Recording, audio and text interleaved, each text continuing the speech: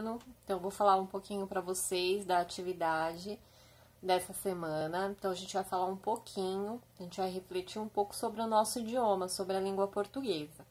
Então o tema é A Língua é Nossa Pátria. Primeira atividade que vocês têm aqui pede o seguinte: descreva em um breve artigo de opinião de mais ou menos 8 linhas, organizado em parágrafos, como é a linguagem mais utilizada para a comunicação oral entre você e as pessoas com quem você convive no dia a dia. Não se esqueça de ressaltar se você acha que essa forma de falar permite a boa comunicação entre todos e, se houver dificuldades, fale um pouco sobre elas.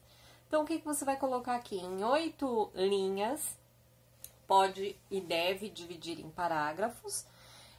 Qual é a forma mais utilizada no dia a dia das pessoas, da sua família, dos seus amigos? A gente utiliza uma linguagem mais informal, não é a mesma coisa de quando eu vou escrever, né? Quando eu vou escrever, eu uso uma linguagem mais formal, em que eu tenho uma preocupação em escrever tudo corretamente. Mas quando eu falo tudo corretamente?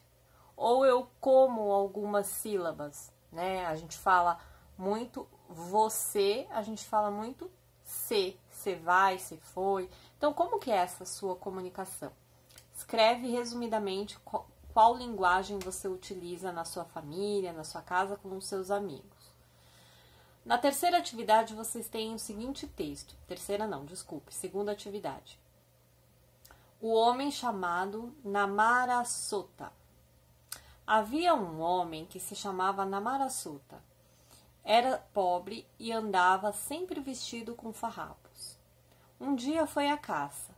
Ao chegar ao mato, encontrou um impala morta. Quando se preparava para assar a carne do animal, apareceu um passarinho que lhe disse: Namarasota, não se deve comer essa carne. Continua até mais adiante, que o que é bom estará lá. O homem deixou a carne e continuou a caminhar. Ele obedeceu e continuou a andar até que viu uma casa junto ao caminho. Parou e uma mulher que estava junto da casa chamou-o. Mas ele teve medo de se aproximar, pois estava muito esfarrapado. Chega aqui, insistiu a mulher. Namarasota aproximou-se então. Entra, disse ela. Ele não queria entrar porque era pobre, mas a mulher insistiu e Namarasota entrou finalmente. Vai te lavar e veste essas roupas, disse a mulher. E ele lavou-se e vestiu as calças novas. Em seguida, a mulher declarou: a partir deste momento, esta casa é tua. Tu és o meu marido e passas a ser tu a mandar. E Namarasota ficou, deixando de ser pobre. Como texto 2, a gente tem um mapa, gente. E reparem que aqui, né, o nosso Brasil se destacando, porque é um país muito grande. E do outro lado, temos países do continente africano, né? São os países da África.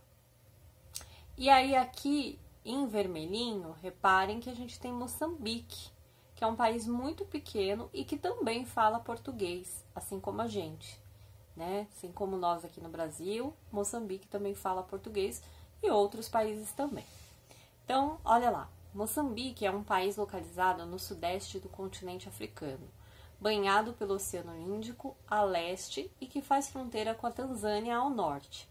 A capital e maior cidade do país é Maputo, anteriormente chamada de São Lourenço Marques durante o domínio português. A língua oficial é o português. Moçambique é membro da Comunidade dos Países de Língua Portuguesa. A lenda que você leu vem da tradição de Moçambique. Qual é a língua oficial falada nesse país?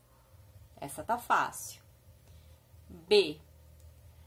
Na lenda, existem formas de escrever diferentes das que costumamos ter na língua portuguesa brasileira. Escolha um trecho da lenda para comprovar sua resposta.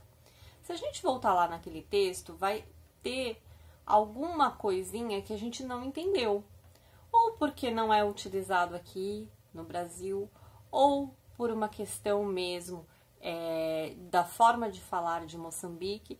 Pega um desse trechinho em que ficou confuso o entendimento, em que a gente não compreendeu corretamente, pega lá um trechinho e coloca na resposta da B. Por quê? Porque, mesmo sendo o mesmo idioma, o jeito de falar não é igual, né? O jeito de falar muda. C. Você conhece alguém com o nome da personagem principal da lenda? Quais são os nomes comuns no Brasil? Então, Namara Sota não é um nome comum no Brasil. Provavelmente, a gente não conheça ninguém com esse nome. Mas tem muitos nomes que são comuns aqui no nosso país, né? José, João, Joaquim, Maria, Ana, enfim. Coloquem aqui algumas sugestões, pelo menos 5. Aí pode mesclar com feminino e masculino. Falamos todos iguais? 1. Na aula anterior, você conheceu alguns países africanos em que se fala a nossa língua, mas com algumas diferenças.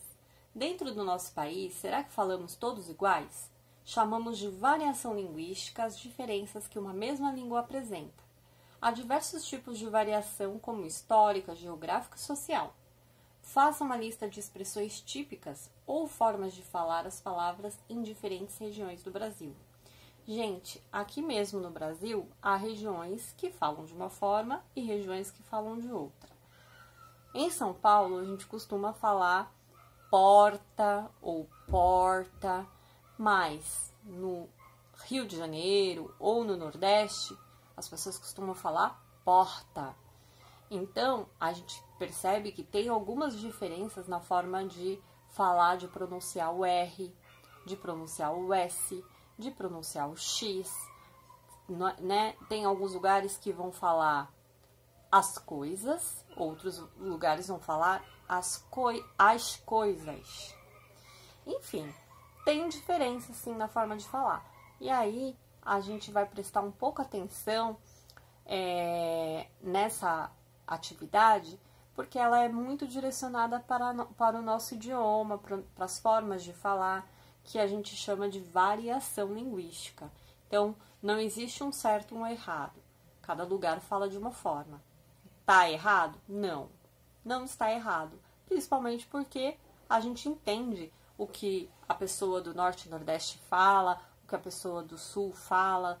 A gente compreende tudo o que é dito. Só que cada um fala com a sua particularidade. Então, aqui vocês vão escrever algumas formas de falar diferentes. Ou, de repente, palavras, né? Aqui em São Paulo, a gente costuma chamar farol. No Sul, eles chamam sinaleiro. E aí, tem algumas palavras que mudam, né? De uma região para outra. Você pode perguntar na sua casa para o seu pai, para sua mãe, pesquisar na internet. Pode ficar à vontade para responder a questão 1. Questão 2. Pense de que forma podemos combater o preconceito linguístico que alguns falantes das regiões do Brasil sofrem, inclusive na região em que você vive. Escreva um artigo de opinião breve, utilizando a norma padrão da língua, defendendo a diversidade linguística brasileira e pedindo respeito para todos. Então, a gente sabe que existe preconceito linguístico. Quem fala o português do Sul e do Sudeste, geralmente acha que está falando a forma mais correta, mais bonita, e despreza, menospreza quem fala o português com sotaque e com a pronúncia do Norte e Nordeste. Isso é um preconceito e que a gente não deve reproduzir, porque todo mundo fala o mesmo português, só que respeitando a sua cultura. Vocês vão escrever aqui um texto breve, e aí, durante a escrita de vocês vão escrever utilizando a norma padrão, a norma formal, escrever utilizando a ortografia correta. Mas, para falar o quê? Para falar sobre a diversidade da língua aqui no Brasil. Então, vocês vão falar: do porquê que a gente não deve desprezar as pessoas que falam diferente da gente, que fala nós vai, nós fomos, a gente fomos. A gente sabe que não é a forma correta da língua, mas na fala é permitido, né? É permitido, a gente fala, a gente ouve, nem sempre a gente fala corretamente o tempo inteiro. Então, defenda a forma de falar livre, tá? Defendam isso na escrita de vocês. A gente tem que se posicionar contra preconceito e discriminação, até na fala, né? Aí aqui a gente tem uma tirinha. A tirinha é um amor tipo assim. Tipo que eu conheci uma mina... Gente, desculpa, porque tá bem longe aqui pra mim. Vou começar de novo. Tipo que eu conheci uma mina bonita, tipo muito. Ela era tipo, que gente fina, aí tipo que eu fiquei interessado. Conversamos, umas horas, tipo que acabamos, tipo que namorando. Aqui a gente tem um vício de linguagem, né? O menino fala muito a palavra tipo assim. É um vício de linguagem, né? É a forma mais adequada de se falar? Não, não é. Mas, né? A gente tem que respeitar. Então, explique o humor da tira. Qual é o humor? O humor está na repetição de uma palavra, que vocês vão dizer aí pra mim qual é. B. As palavras tipo e mina são próprias da norma padrão da língua? Quer dizer, a palavra tipo e mina são palavras formais? Se eu for escrever para o meu chefe, será que eu posso escrever mina? Ou eu vou ter que escrever a menina? Porque elas funcionam no contexto da tirinha. Se a gente reparar bem, funciona porque são dois adolescentes, crianças falando. Mas minha avó fala assim?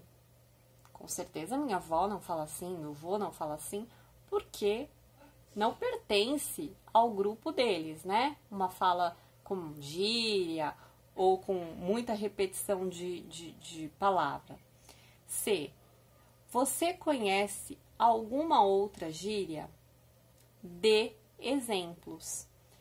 Em que contextos elas são empregadas normalmente? Acho que gíria todo mundo conhece, né? Gíria é a palavra que a gente vai usar quando a gente estiver com os nossos colegas, quando a gente estiver conversando com os nossos amigos. Mas que eu não vou falar com o meu chefe, que eu não vou falar numa entrevista de emprego. Mas todo mundo conhece alguma gíria, né? Eu acho até que vocês conhecem mais gírias do que eu até, porque vocês são jovens e devem conhecer, mas vou dar aqui um exemplo que me veio à cabeça, de uma gíria.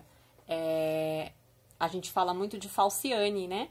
Falciane é uma gíria que pegou, mas se a gente fosse escrever ou falar numa entrevista de uma pessoa que não é confiável, a gente não vai falar que ela é falciane, a gente vai falar que ela é falsa. Mas com a minha amiga, ok, eu posso dizer dessa forma. Então, façam as questões no caderno ou na apostila, quem tiver. Tirem foto da resposta e manda para mim aqui pelo Google Sala de Aula para eu poder corrigir as atividades de vocês, tá bom? Até a próxima!